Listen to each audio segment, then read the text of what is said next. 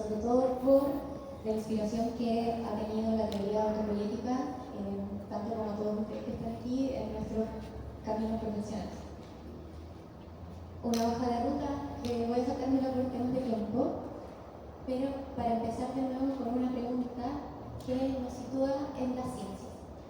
Yo vengo de una formación en una disciplina que es de las ciencias sociales, pero que plantea una gran revolución desde donde situarnos a pensar y a generar conocimiento. Esto es algo que probablemente todos ustedes conozcan, pero quiero llevarlo al punto en que si es que existe una categorización del mundo de ciencias formales, ciencias naturales, ciencias sociales, ¿cómo quedamos nosotros comprendiendo el conocimiento como personas civiles que tenemos, pero sobre todo un llamado a entender desde dónde estamos produciendo el conocimiento? Primero que todo esto es porque mi formación me sitúa en un borde muy puntual de las ciencias, que es la antropología física o biológica. En términos generales, la antropología se ha dedicado a estudiar al ser humano, a las formas en cómo se organiza, qué es lo que hace, qué prácticas realiza, y esto ha generado una disonancia dentro de las ciencias sociales, porque las ciencias sociales preguntan por la sociedad y la cultura, pero al estudiar al ser humano estamos tratando de abordar sus fenómenos, el fenómeno del humano, desde una mirada holística, es decir, que considere sus dimensiones biológicas, sociales, en un sentido también más físico, materiales, lo cual considera no solamente su corporalidad, sino también las materialidades que hace y realiza. Y por otro lado, una consideración también al ámbito espiritual que tiene el ser humano. En este planteamiento, situarme desde la antropología biológica me ha hecho comprender que ha faltado, y esto por inspiración de este trabajo, una recapitulación de un paradigma científico que logre unificar esta perspectiva.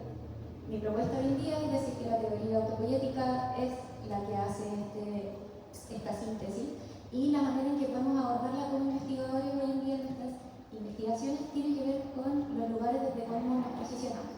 Por eso en un inicio les presentaba una síntesis biosociocultural de los cuerpos. En especial quiero remarcar que la antropología, en cuanto a sus metodologías, ha ocupado históricamente y desde su inicio muy ligado al proyecto colonial, la idea de la presencia en terreno, que lo implica desde una manera que es un enfoque etnográfico, el desarrollo de una etnografía, que es una descripción detallada de los espacios, lugares, organizaciones que estamos visitando y desde las cuales también estamos viviendo y situándonos. Es decir, se desarrolla una observación participante. Antiguamente esto se hacía yendo a estar con un grupo social por un determinado tiempo, que puede ser 1 año, 2 años, 3 años. Se aprendía también la lengua de esos lugares y con el principio de vivir como ellos vivían para comprender cómo ellos pensaban. Entonces, esta noción, llevada a distintos ámbitos, nos plantea que la principal motivación que tiene el ser humano en sus formas de conocer es en el momento que, me estoy saltando la música, pero es en el momento que nos encontramos con un otro. Esta primera perspectiva nos hace vernos a nosotros en un reflejo que hoy día podríamos mirar desde un reflejo cognitivo a la comprensión de ver a un otro que es distinto, pero a la vez es igual.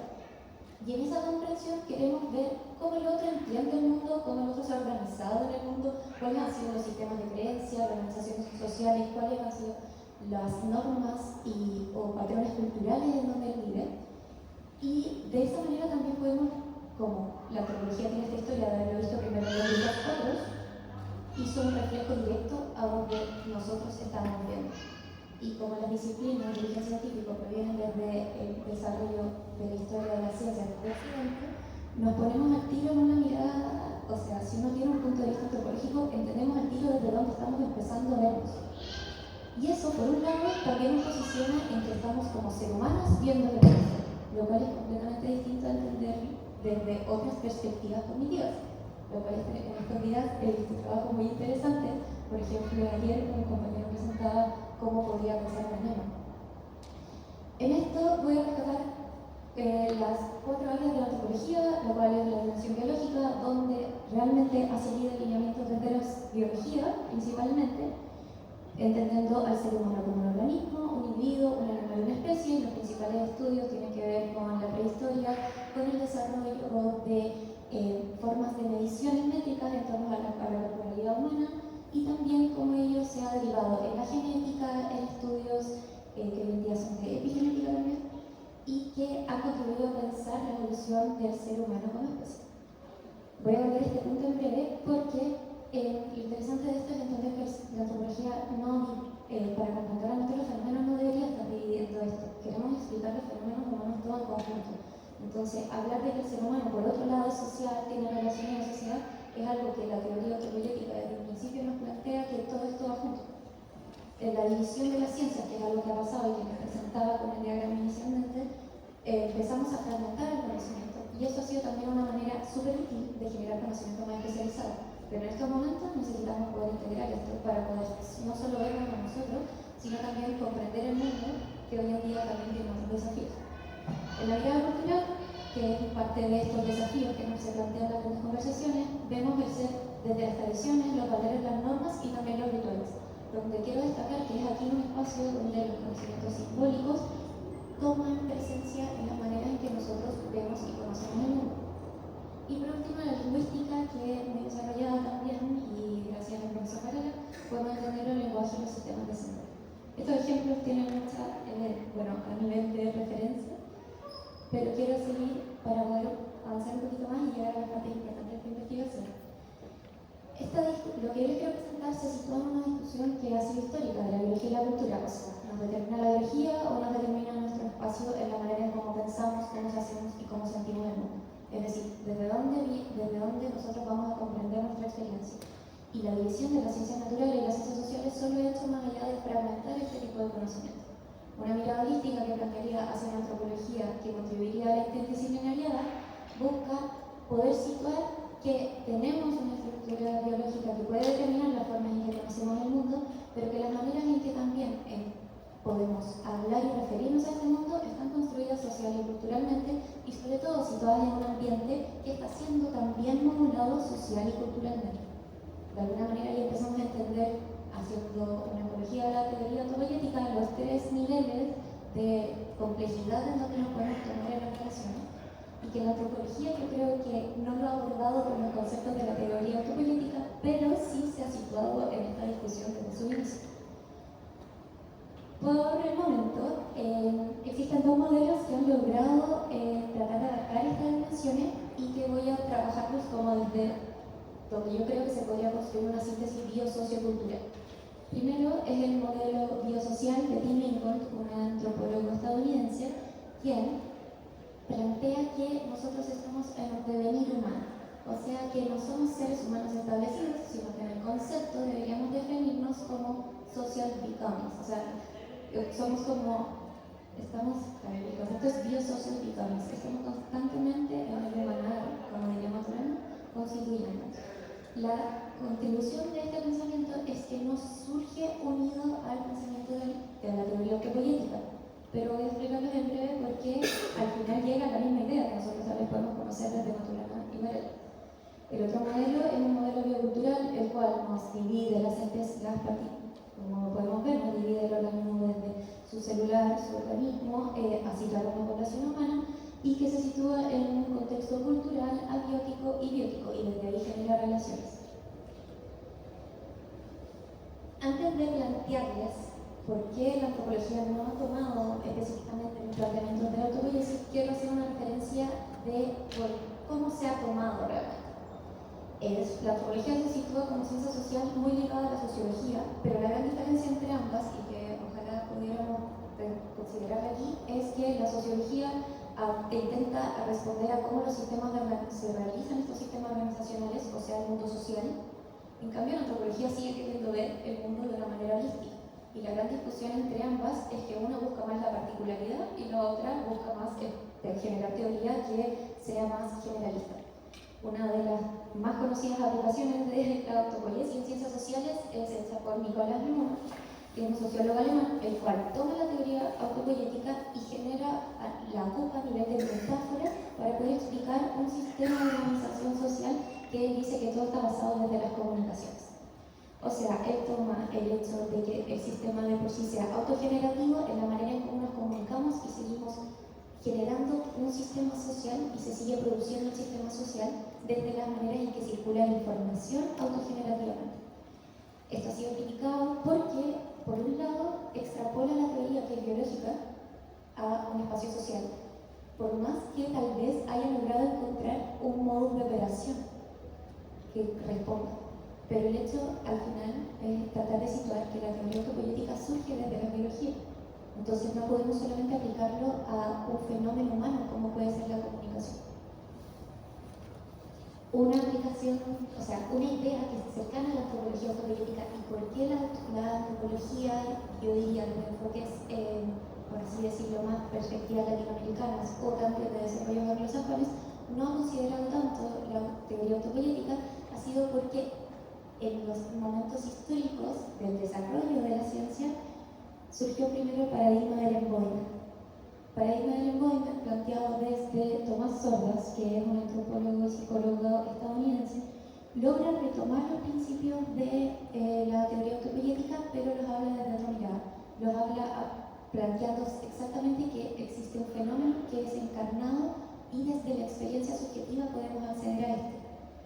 Sí se basa en la idea de que la biología puede mostrar estos efectos del cuerpo. Por ejemplo, podemos hacer mediciones antropométricas que prueben un entrenamiento, podemos hacer una medición de sangre que pruebe la diversidad de estrés de cortisol, pero él habla que al final la parte más relevante de este embodiment y por qué no llega a utilizarse la teoría biológica de la autopoiesis como tal, es que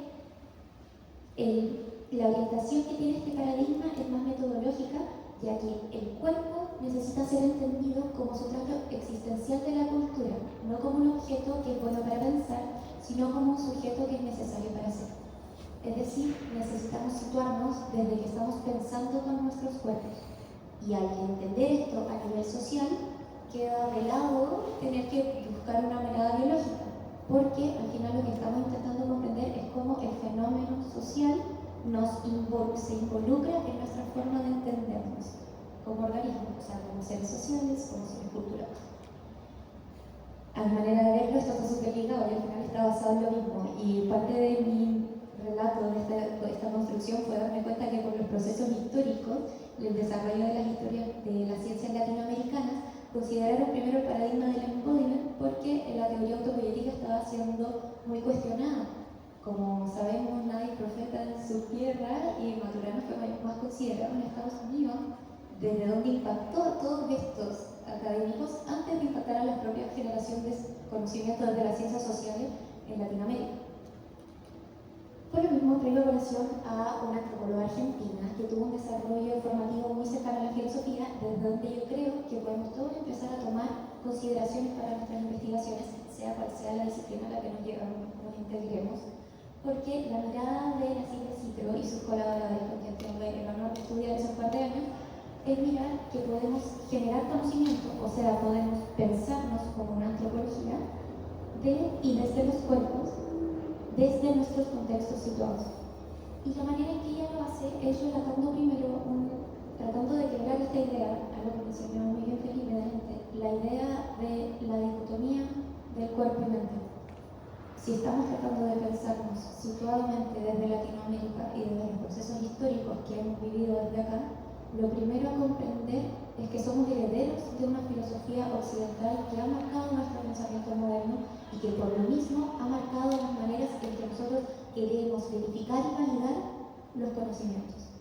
La primera manera de verlo es también validar el conocimiento situado y una manera de pensarlo, ella hace un repaso filosófico al tratar, y les pasa a toda la filosofía cartesiana para darse cuenta que al final también Descartes llega a este mismo punto, que en buscar entender que la mente genera una lógica o que el cuerpo es quien percibe o lo que percibe modifica la lógica que pueda estar comprendiendo, existe un precepto que es la prereflexibilidad del cuerpo, que es decir, la capacidad del cuerpo de conocer previo a que la mente lo cognitivice, es decir, la capacidad de percibir y que eso ya sea considerado en el sistema integrado como una manera de o sea, a través de las sensorialidades, lograr percibir.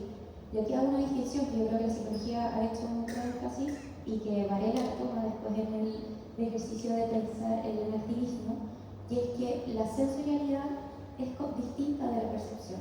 La percepción involucra un proceso cognitivo donde analiza o contribuye a internalizar esta capacidad sensorial que tiene el cuerpo y que desde ahí también se empieza a construir un conocimiento desde el cuerpo. Silvia Ciclo lo aplica en las maneras de conocer la acción, algo que es lo mismo que estamos planteando en Naturana, desde cómo el movimiento. En especial, ella habla sobre las danzas y se desarrolla como performance, en su performance con grupos rockeros en Argentina. Tiene un trabajo muy interesante, lo recomiendo, y sobre todo también porque ella plantea la idea de la intersubjetividad corporal. Uno de sus planteamientos, porque su tesis doctoral es visitando un grupo indígena de Argentina, que son los Toba, y ella vive una experiencia ritual con ellos. La dejan acceder a experimentar esta experiencia ritual en donde empieza a comprender cómo la manera de los conocimientos simbólicos de ellos sobre cómo ellos se conversan en torno al paso del tiempo. Por ejemplo, ellos se preguntan los años como cuántas veces has visto florecer al aroma. Y ellos se responden así cuántos años han vivido. Entre esas consideraciones, ella habla también de la experiencia encarnada de haber vivido los rituales y cómo desde ello empezó a generar una subjetividad corporal que tenía relación en la manera en que ellos iban comprendiendo los mundos simbólicos, no solo desde el lenguaje, sino qué significaba el aroma para esa comunidad, la manera en que ellos estaban entendiendo el mundo. Es decir, se empezó a generar un conocimiento encarnado y también empieza a entender las lógicas de las materialidades afectantes, que es el mismo principio que a lo que le ponemos atención, o sea, si a este objeto le pongo atención, puede entrar a mi punto cognitivo y yo puedo interactuar con él. El tema también es considerar cómo el cuerpo percibe ese objeto.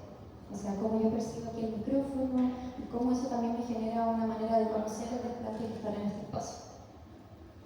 Y genera una metodología que me parece muy interesante, que es la performance investigación, que involucra y saca un poco de la idea de este pensamiento científico tan cuadrado que el investigador puede crear en la acción de investigar. Y desde ahí tiene libertad de poder investigar.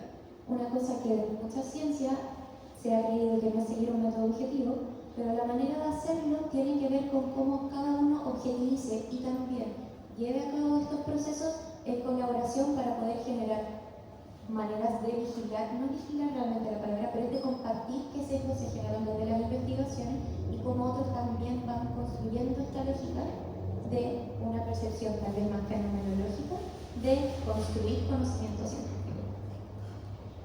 Por lo mismo, planteo una síntesis desde esto y retomo algunas pensadoras feministas que creo que traen a relación varias cosas importantes. Tenemos a Humberto Maturana, Francisco Varela y Jimena Dávila con la idea de la autopoiesis y la teoría inactiva. Y aquí traigo a la Jimena Dávila, que de repente encuentro que está un poquito pensada y que nos ha costado un poco tomar porque en el desarrollo que tiene Humberto Maturana con la Jimena Dávila se van a un lado mucho más filosófico que de repente puede ser un poco idealista cuando nos hablan del amor. Pero lo que considero relevante es cómo ellos empiezan a situar de nuevo esta discusión en la biología cultura y también rescatan que ahí hay un punto donde la teoría autopoyética puede contribuir, que a mi parecer y a modo personal me gustaría estudiar mucho más. Por otro lado, les presento el concepto de cuerpo mindful, que es una noción que viene de la antropología de la salud, en donde podemos, desde cómo plantear cómo entender el cuerpo en contextos situados.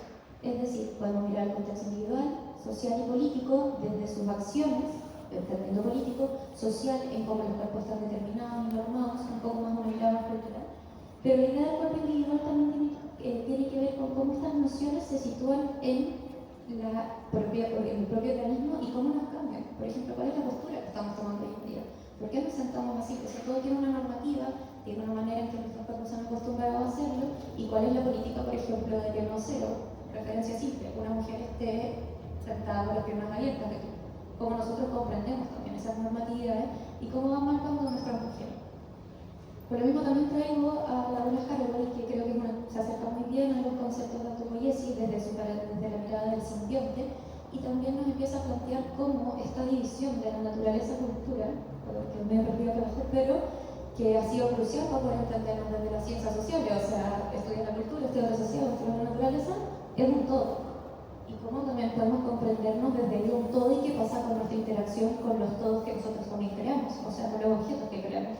¿Qué pasa cuando yo ando con un teléfono todo el día? O hoy en día existen relojes que nos están midiendo todo el tiempo nuestros biomarcadores. ¿Qué pasa con nuestra interacción con ellos? ¿Cómo nos estamos haciendo cyborg de alguna manera? Esto tiene propuestas feministas también detrás, una manera de ver la ciencia, de entender los cuerpos. Yo creo que lo interesante es poder tomar esta lógica, que yo obviamente uno la puede llevar a las investigaciones que realiza, pero creo que es importante verlo desde qué enfoque de investigación estamos tomando. Aquí la fenomenología ha tomado mucha fuerza y gracias a Varela se agradece muchísimo todo el estudio de neurociencia que se ha realizado y es súper importante desde la forma de medir en un cuerpo la experiencia fenomenológica, pero creo también, y voy a traer aquí a colación tres ejemplos que nos voy a abarcar ahora adelante, pero también mirar desde las otras líneas, por ejemplo, una perspectiva más pragmática, que es aquella que nos permita dar la experiencia corporal en el contexto situado, develando como su acción, su agencia, y tiene potencial simbólico significativo de su expresión. Es decir, seguimos mirando el fenómeno holísticamente, pero estamos viéndolo desde la práctica. Y eso implica también vernos a nosotros como investigadores, con cómo estamos mirando y desde dónde estamos mirando tales prácticas. Por otro lado, la perspectiva hermenéutica nos pone de nuevo en esta situación de que hay un observador experimentador como intérprete de lo que percibe y puede generar un lenguaje, una narrativa que nos va a hablar de cómo sintió lo que percibe y cómo desde ahí nosotros vamos a entender dos ideas, que está la intersubjetividad, claramente, porque compartimos símbolos y signos que nos hacen entendernos, pero que también esta persona ha construido un relato que tiene que ver con su experiencia. Voy a ver ejemplos para que veamos estas tres perspectivas y cómo también, situándonos desde el cuerpo, vamos a llegar a algo que viene después, que es lo que les digo, cómo investigamos como investigadores, o sea, el cuerpo investigador. Primero, les traigo a colación una performance realizada entre los años 2024 y 2025, que aquí esta foto está tomada en la Alameda Santiago, es un colectivo llamado Madres de Gaza, las cuales realizan arte butó, un arte performática que está llevada desde originada para poder manifestarse contra la bomba de Hiroshima, y en este caso lo están haciendo a partir del genocidio de Gaza. Vemos aquí varias emociones, una experiencia dolorosa, y desde ello, por la ciudad, como por cómo veo sus caras, puedo comprender también, desde mi experiencia, que esto tiene un impacto. O sea, percibir la experiencia corporal que nos plantean aquí desde la performance tiene un impacto en nosotros. Algo que es súper claro de la neurociencia y me encantó escuchar de gente que se está estudiando, o sea, la conferencia que están haciendo se está estudiando también desde reconocimientos de patrones de gestos faciales. Pero lo importante es que aquí podemos plantearnos desde tres miradas a, por ejemplo, estudiar este fenómeno de arte social. Podemos verlo desde la fenomenología, o sea, acercarnos a entender su experiencia, o, como les voy a comentar algo, yo participé en esta performance. En mi cuerpo tengo la experiencia encarnada de este acto ritual que fue ser una madre de Gaza. ¿Qué significa eso en nuestra experiencia propia fenomenológica? Ahí hay un relato que genera un conocimiento de la práctica, tanto ritual, pero como de la práctica de llevar a cabo algo que tiene una agencia política, y lo podemos ver desde la fenomenología. Claramente también podríamos hacer un enfoque neurocientífico. ¿Cómo reacciona? ¿Qué indicadores nos puede indicar la expresión de la emoción desde aquí? Y probablemente ese enfoque nos pueda tener un correlato porque lo vemos pragmáticamente, vemos que hay impacto, pero también podemos ver el relato hermenéutico de ellas en su relato, su lenguaje. Tengo otras imágenes. Sigo con otro ejemplo. Quiero plantear una de las técnicas en las cuales un poco me he dedicado a estudiar, que es la salud socioambiental, particularmente la salud sexual y reproductiva, en donde tenemos nuestros cuerpos sexuales en este espacio.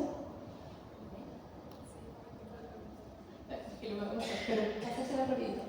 Todo lo que nos impacta hoy en día en el ambiente, pantallas, pastillas anticonceptivas que hoy en día están catalogadas como cancerígenos, la iluminación artificial, hace poquito salió un estudio sobre el uso de las proteínas en polvo como disruptores endocrinos, pesticidas, una manera general de ver cómo nuestra sociedad somos impactados también a nuestra corporalidad y podemos enfocarlo desde hacer investigaciones desde el cuerpo. Y voy a decir rápidamente este ejemplo que es muy importante, que es un estudio de patrimonio, de sitios de patrimonio, donde encontramos que es un grupo jóvenes profesionales indígenas relevando sitios patrimoniales para su cultura. Esto es un estudio de jóvenes picunches, rasquenches, en donde revisitan sitios ceremoniales y están haciendo un levantamiento de información para poder generar patrimonio y que estos lugares sean protegidos. A modo general, preguntas sobre cómo este cuerpo, le llevo esto a conclusión, me voy a saltar la siguiente diapositiva para traer realmente el punto que quería conversar. Desde dónde nos situamos a hacer ciencia hoy en día tiene que ver también con esto, con cómo nos situamos nuestras corporalidades en nuestra reflexión, desde dónde nos posicionamos. Hoy en día estamos estudiando nuestras propias sociedades, entonces tenemos una doble condición que es corporal, que es importante tener en consideración, y al final la sugerencia y reflexión a tener es cómo podemos operacionalizar nuestra atención corporal en nuestros espacios, cómo sumamos esto a nuestras investigaciones. La respuesta de esto como guía es poder tomar cuáles son, identificar y exponer los aspectos sexogenéricos, posicionamientos, clases sociales, nuestra pertenencia étnico-racial, una descripción corporal o el dinamismo del movimiento dentro de nuestras investigaciones, para poder situar también desde dónde estamos produciendo conocimiento. Esto era modo de reflexión final y mis agradecimientos a todos aquí, especialmente a la profesora Elía Sentis, Pablo Barraza, que levantaba la Escuela de Grama, donde yo me formé en 2014, la Universidad de Misiones, donde tomé el curso de posgrado con la red